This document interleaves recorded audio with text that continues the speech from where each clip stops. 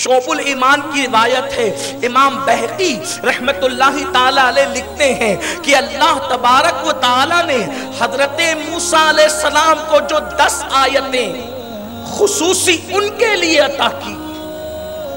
اللہ تعالیٰ نے حضرت موسیٰ علیہ السلام کو جو 10 آیتیں ان کے لیے خاص عطا کی، ان 10 آیتوں میں اللہ نے حضرت موسیٰ علیہ السلام سے مخاطب ہو کر کہا، اے موسیٰ، حدیث پاک کا مفہوم ہے، اے موسیٰ، اگر تم چاہتے ہو کہ میری رحمت تم پر برستی رہے اور میری رحمت میں تم سے نہ روکوں،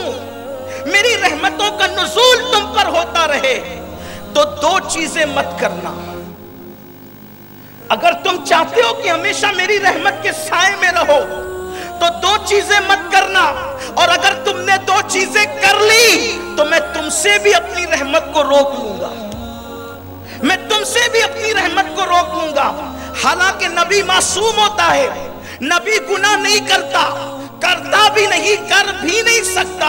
اس لیے کہ قدرت اس کی محافظ بن جاتی ہے، قدرت اس کا احاطہ کر لیتی ہے، قدرت اس کی عصمتوں کا تحفظ کر لیتی ہے۔ لیکن جناب موسیٰ کو مخاطب کر کے اپنے دوسرے بندوں کو قدرت یہ پیغام دے رہی ہے کہ جب معصوموں سے اس لہجے میں بات ہوتی ہے تو تم اور ہم کس کھیت کی مولی ہے۔ اللہ نے جناب موسیٰ، وہ موسیٰ جو طور پر خدا سے باتیں کرے، وہ موسیٰ جو خدا کے دیدار کا مطالبہ کرنے کی ہمت کرے، وہ موسیٰ جو رب تبارک و تعالیٰ کی بارگاہ سے توریت حاصل کرے، وہ موسیٰ جس کو خدا کلیم بنائے، وہ موسیٰ جو خدا سے پیاری پیاری باتیں کرے۔ حد تو یہ ہے کہ قدرت خود بلا بلا کر باتیں کرے، من جانب طور الایمن وقربناہ نجیہ، اے موسیٰ اکیلے طور کے دائیں طرف آ تاکہ میں تجھ سے پیار کی باتیں کروں۔ اس موسیٰ سے قدرت کہتی ہے علیہ السلام کہ اے موسیٰ،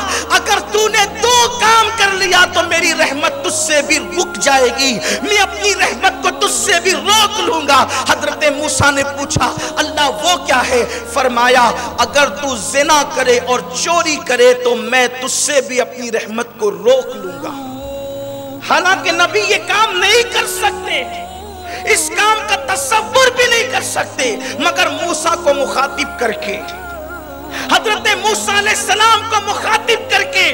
اپنے بندوں کو پیغام دے رہا ہے کہ رحمت کو روک لوں گا۔ اب مجھے بتاؤ کہ حضرت موسیٰ علیہ السلام سے جب یہ کہا جاتا ہے کہ زنا اور چوری کی طرف تمہاری طبیعت مائل ہوئی، حالانکہ جناب موسیٰ نہیں کر سکتے، میں بار بار کہہ رہا ہوں، لیکن ہمارے لیے یہ پیغام ہے۔ اب بتاؤ، اللہ اکبر، آج مسلمان کہتا ہے مولانا رحمت کیوں رک گئی، رحمت کیوں رک گئی؟ اللہ کی رحمتوں کا انتظار ہے، کعبہ خطرے میں ہے، اللہ کی رحمتوں کا انتظار ہے، بیت المقدس خطرے میں ہے، اللہ کی رحمتوں کا انتظار ہے، مسلمانوں کا معاش خطرے میں ہے، اللہ کی رحمتوں کا انتظار ہے، مسلمانوں کا کاروبار خطرے میں ہے، اللہ کی رحمتوں کا انتظار ہے، مسلمانوں کی جانیں خطرے میں ہے، اللہ کی رحمتوں کا انتظار ہے، مسلمان بیٹی کی آبرو خطرے میں ہے، اللہ کی رحمتوں کا انتظار ہے۔ خدا کی رحمت کا انتظار کرنے والوں، نگاہیں اٹھا اٹھا کر کے خدا کی رحمتوں کو تکنے والوں، قدرت نے تو اعلان کر دیا، معصوم سے کہا کہ تو بھی زنا اور چوری کرے گا تو اپنی رحمت تجھ سے بھی روک لوں گا۔ آج بتاؤ، کیا مسلمان زنا نہیں کر رہا ہے؟ کیا مسلمان چوری نہیں کر رہا ہے؟ چوری اور زنا مسلمانوں کے اندر کس قدر گھر کر چکی ہے۔ اب تو مسلمانوں کی مسجدوں سے بھی چوری ہوتی ہے۔ بتاؤ، کیا مسلمانوں کی مسجدوں میں کافر آتے چوری کرنے کے لیے؟ بلکہ تمہاری مسجد کے جو ہے وہ چھوٹے چھوٹے مگ ہوتے ہیں، اس کو بھی زنجیر سے باندھنا پڑتا ہے تاکہ کوئی چرا کر نہ لے جائے۔ بلکہ پیاؤ پر جہاں پانی پلایا جاتا ہے وہاں کے گلاس بھی زنجیروں سے باندھنے پڑتے ہیں تاکہ یہاں سے لوگ گلاس چرا کر نہ لے جائے۔ جو قوم پیاؤ پر گلاس نہ چھوڑے، جو قوم مسجد کے استنجا خانے کے اندر استنجا کے لوٹے نہ چھوڑے، وہ قوم کس طریقے سے ترقی کر سکتی ہے؟ مسلمانوں، ایک تم ہی تھے۔ اللہ اکبر، چوری تو دور کی بات ہے، اگر کسی کی گری ہوئی چیز قیمتی دیکھ لیتے تھے تو اس کو اٹھاتے نہیں تھے، اس تصور کے ساتھ اگر میں اس کو گری پڑی چیز کو اٹھا لوں گا اور اس تک پہنچاؤں گا نہیں، اس بندے تک پہنچاؤں گا نہیں، تو قیامت کے دن اللہ کی بارگاہ میں منہ کیا دکھاؤں گا؟